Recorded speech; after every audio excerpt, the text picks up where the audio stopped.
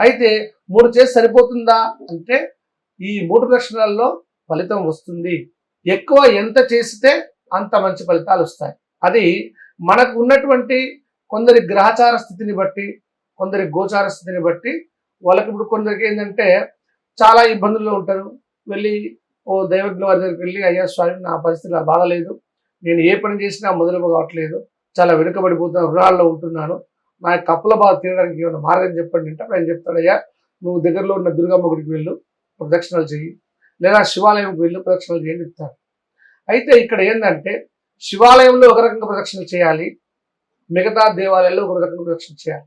ఎందు గురించి అంటే శివాలయంలో శివుడికి అభిషేకం చేసినప్పుడు ఆ యొక్క అభిషేకం నీళ్లు ఆ గర్భాలయం నుంచి మధ్య నుంచి బయటికి వెళ్తారట. దాన్ని సోమసూత్రము అంటాం మనం. ఈ సోమసూత్రాన్ని ఎవరు కూడా దాటరాదు అని మనకు శాస్త్రాలు తెలియజెప్పింది.